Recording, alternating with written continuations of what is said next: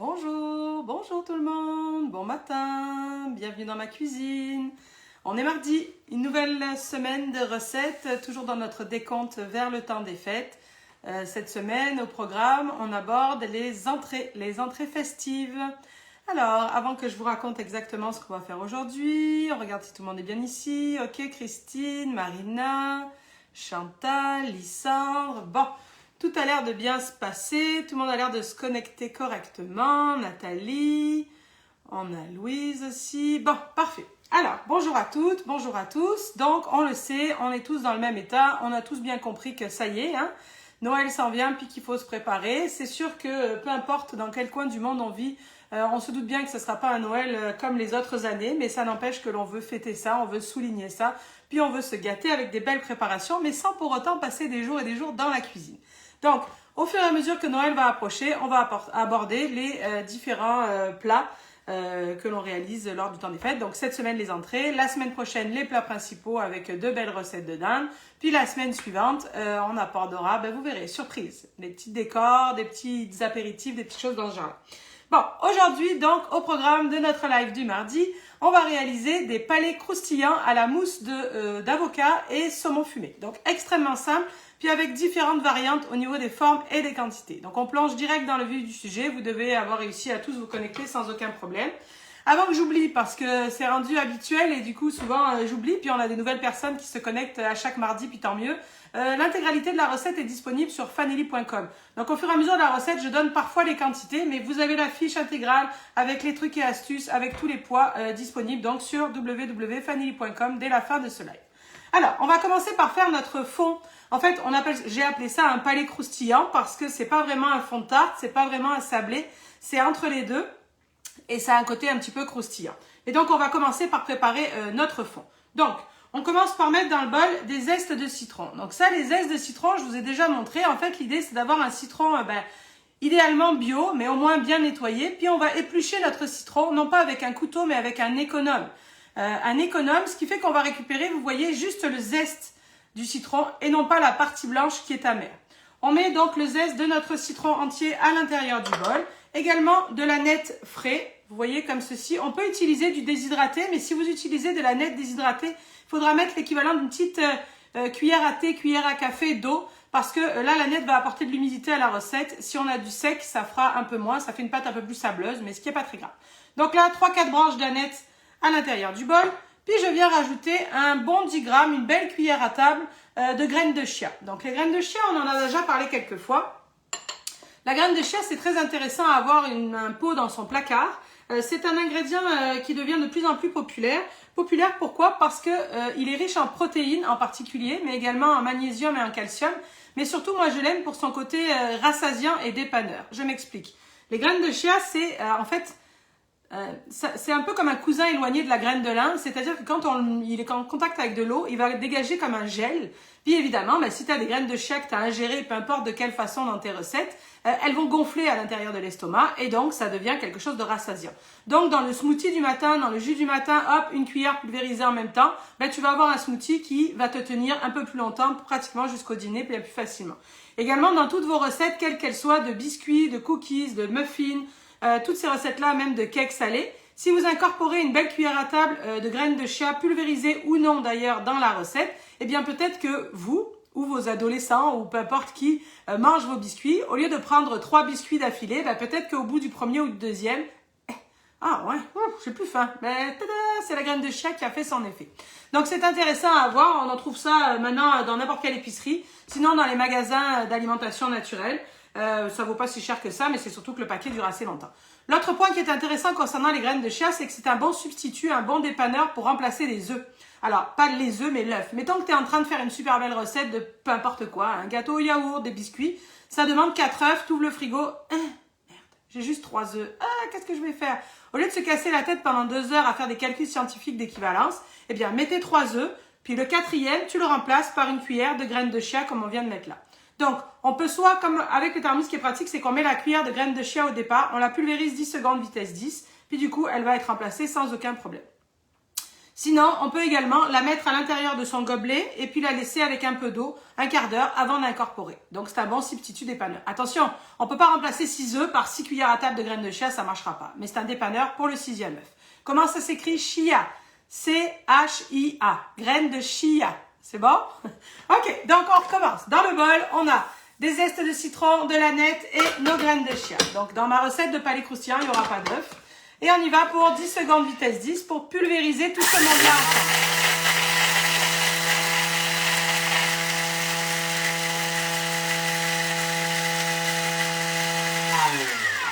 Parfait, on va regarder de quoi ça a l'air. Tout va bien, j'ai raté un peu des questions, mais si jamais il y a des questions en diagonale, je les regarderai après le live si elles m'ont échappé, puis je vous y répondrai avec grand plaisir. Donc là, tout est pulvérisé, ça sent bon l'aneth, ça sent bon nos zestes de citron. Je fais redescendre au fond du bol ma préparation, comme ceci. On récupère tout ceci, ça va. On va venir ajouter 50 g de parmesan. Donc, on va pulvériser nous-mêmes, râper nous-mêmes. Mais si vous avez du parmesan déjà en poudre ou déjà râpé, vous l'incorporez à l'étape d'après. Vous zappez évidemment cette étape de pulvérisation. Le parmesan en morceaux, 30 secondes, vitesse 9. Parfait, notre parmesan est pulvérisé. On va regarder de quoi ça a l'air. Puis, on va venir ajouter 50 g de beurre qui peut être remplacé par de la margarine parce que du coup, on a comme une recette végétalienne là, hein, vu qu'on n'a pas mis d'œuf. Donc, si on est végétalien, le beurre, non, mais la margarine, oui. Donc là, notre parmesan est râpé et pulvérisé. Puis, on vient rajouter nos 50 g de beurre à l'intérieur. Donc, du beurre en dés. J'ai pas dit mou, j'ai pas dit dur. Tu sors ton beurre du frigo, tu coupes des dés, tu les mets dedans. Et 90 g de farine. Qu'est-ce qu'il y a de noir à l'intérieur de ma farine? C'est du poivre que j'ai rajouté. Je mets pas de sel parce qu'il y a déjà le parmesan. Je viens de voir en diagonale quelqu'un demander si on peut mettre du gruyère à la place du parmesan. Vous pouvez l'essayer. Ça aura probablement une texture différente, mais ça devrait fonctionner. Donc là, on va travailler notre préparation une trentaine de secondes en vitesse 3 ou 4. En fait, ça va être d'abord sableux, puis ça va s'épaissir un petit peu. Mais ça reste quand même assez sableux comme recette. Ça va? Oui? Ok. Alors, on se fait de la place. On va regarder de quoi ça a l'air. Je ne sais pas si vous entendez, mais on entend que la pâte est en train de se faire, se coaguler un petit peu. Là, Alors, dans la fiche recette, alors attends, regarde, tu vois, ça ressemble à ça. Donc là, tu me dis, ouais, mais c'est tout en grains. Oui, mais regarde, si j'attrape et que je pince entre mes doigts, la pâte se tient. D'accord? Ça va? Donc c'est normal, si ça ressemble à ça, c'est ça qu'on veut. Puis c'est vert à cause ou grâce, évidemment, à l'aneth déshydratée.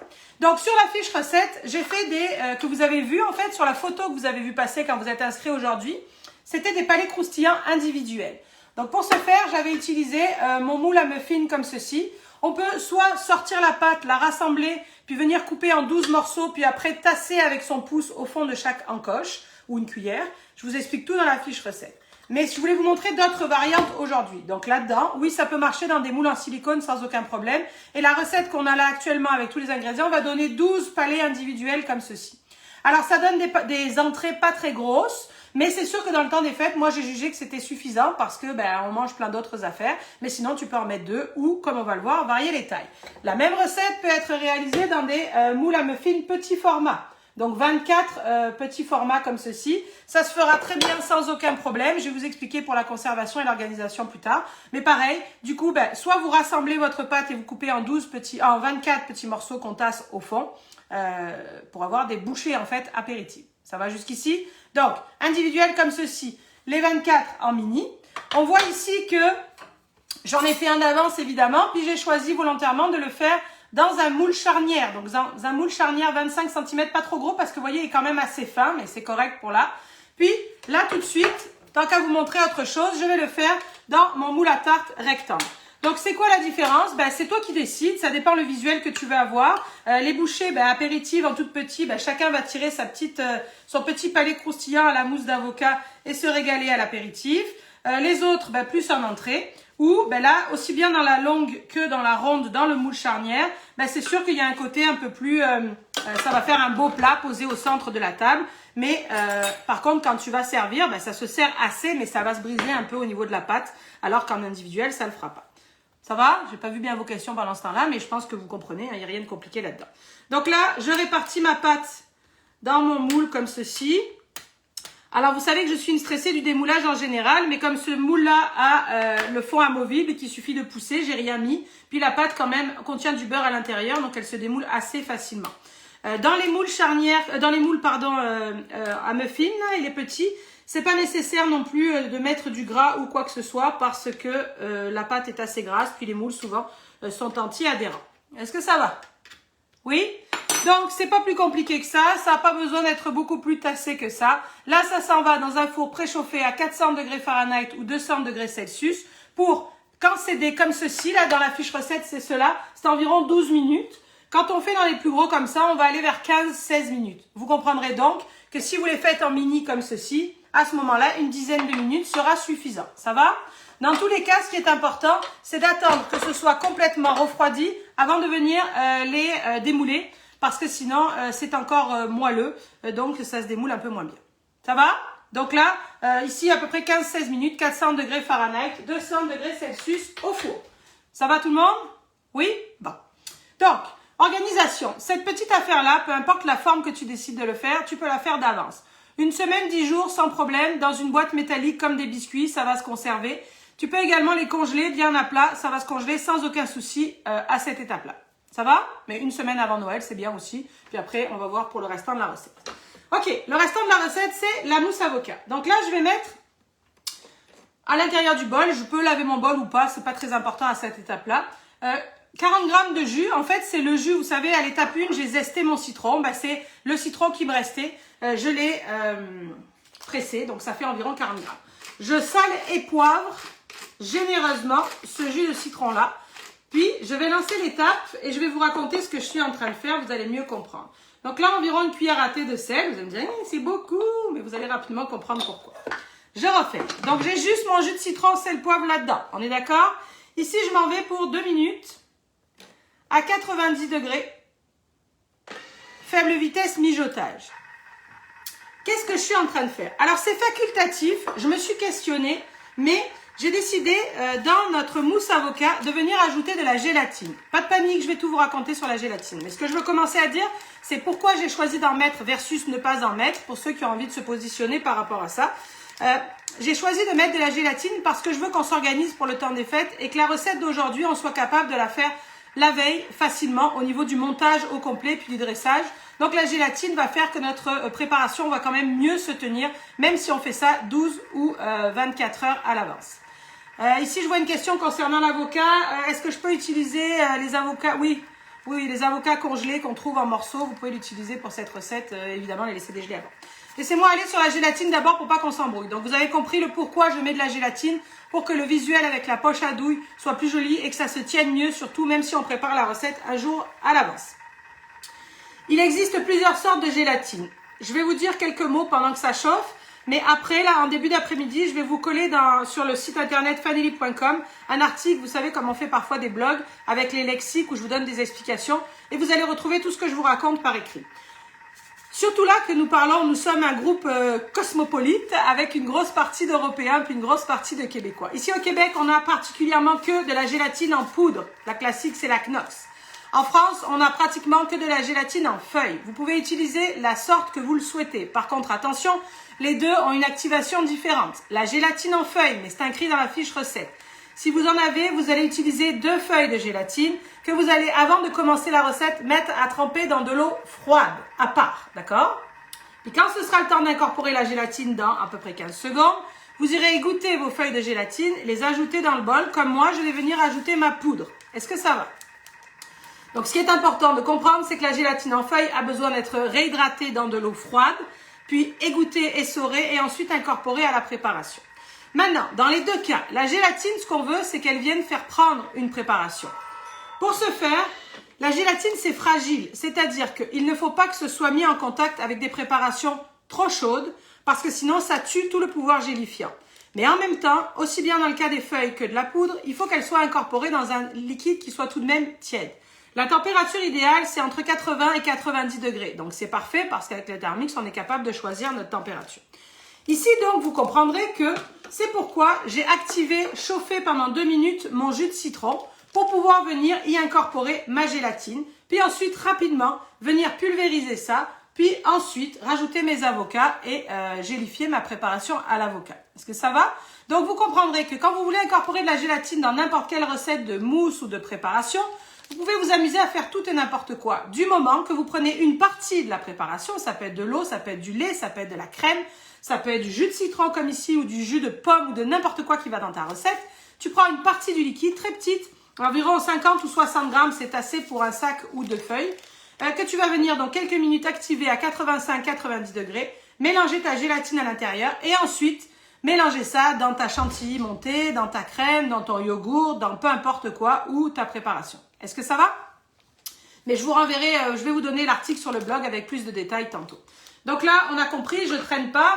J'ai très peu de jus de citron au fond, on a vu. Il y a un peu de farine restant de ma pâte, mais c'est pas grave. Donc là, je rajoute mon sachet de gélatine. Je me mets sur la pointe des pieds parce que je fais en sorte de le saupoudrer dans le liquide et non pas sur la lame. Ici, je viens tout de suite mélanger 5 secondes vitesse 5. Ça met un peu de temps parce qu'il faut le temps que, vous savez, quand c'est chaud, ça démarre un peu plus lentement. Donc là, j'incorpore ma gélatine. Si c'était des feuilles, je la pulvérise. Quelques secondes. Puis maintenant, je vais venir rajouter mes avocats et les mélanger, les écraser, les pulvériser avec ma préparation à la gélatine. Quand on incorpore, ici c'est des avocats, c'est pas très grave. Mais si je devais incorporer cette préparation dans ma crème fouettée, par exemple, je mets pas le chaud directement dans la crème fouettée. Je prends un peu de crème fouettée, je le dilue dans mon mélange à la gélatine, puis ce mélange-là, ensuite, je le mets à l'intérieur. Pour pas, vous comprenez, que ça fasse un choc thermique. Bref, la recette d'aujourd'hui, très facile. Je traîne pas parce que quand ça refroidit, ça va prendre à l'intérieur. Ici, on rajoute 350 grammes d'avocats bien mûrs, bien entendu. Le plus mûr possible, c'est évident. Ça représente environ 4 avocats, ça dépend de la taille. Je referme. J'ai pas besoin de sel et poivrer puisque j'avais précédemment salé ma gélatine. Et là, on est parti pour quelques secondes en vitesse 6. On va regarder de quoi ça a l'air. Et éventuellement, on remettra quelques secondes.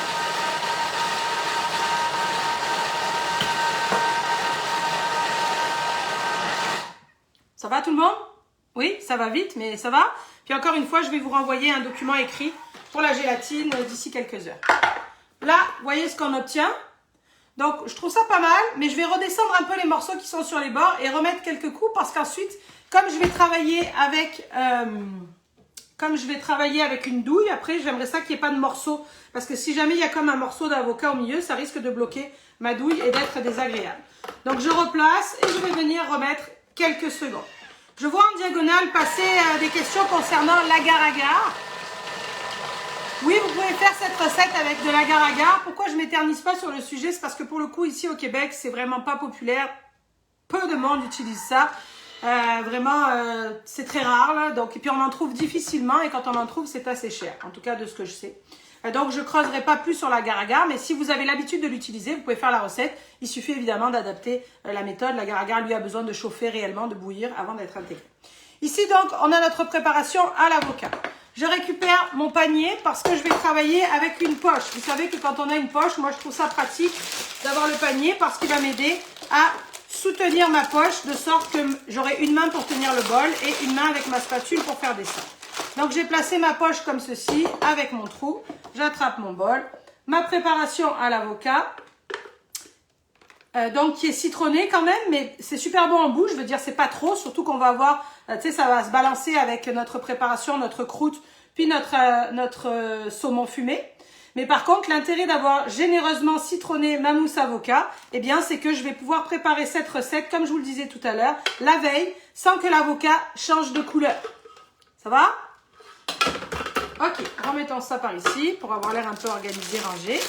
Ici, notre poche avec notre préparation à l'avocat. Donc, on fait descendre ça correctement. On tourne, on tourne, on tourne, on tourne.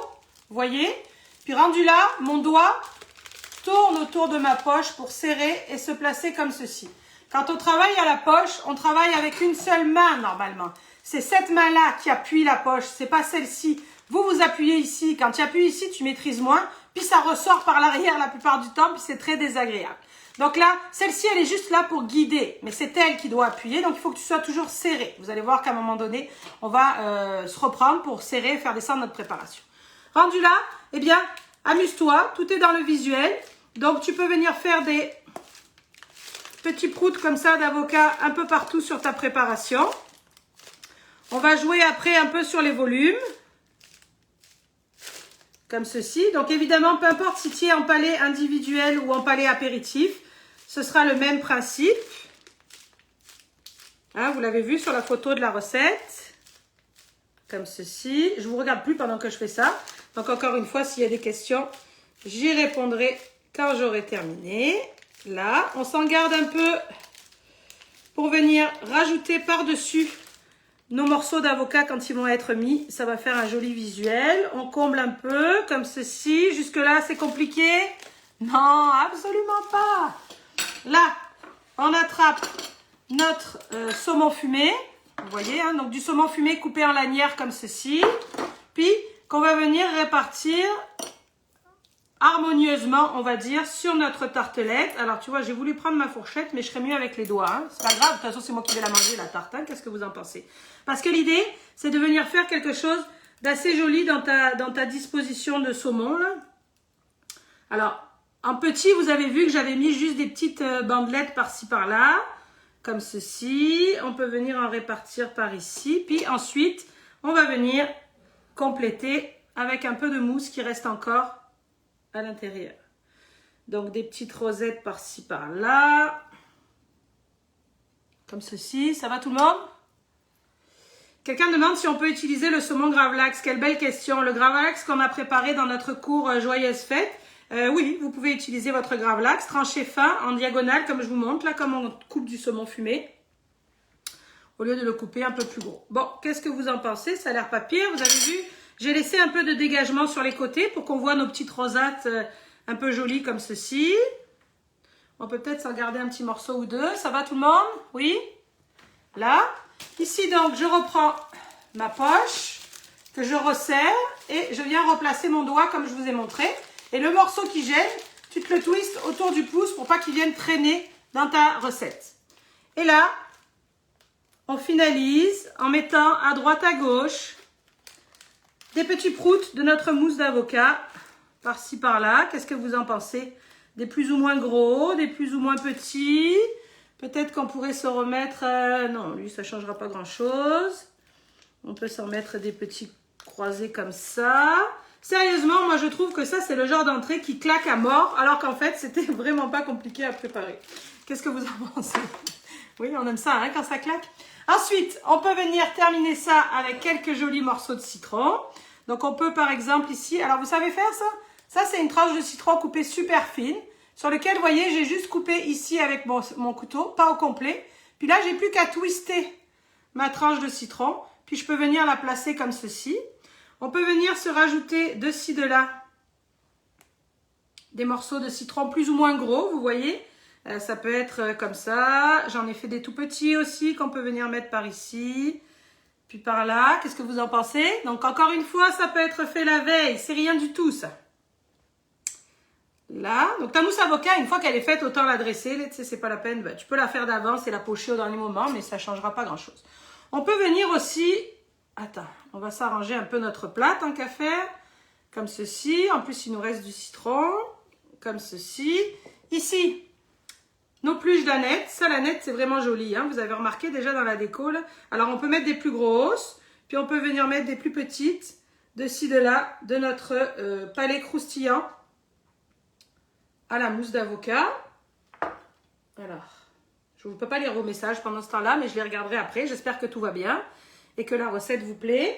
Vous retrouvez l'intégralité, vous le savez, sur fanelli.com.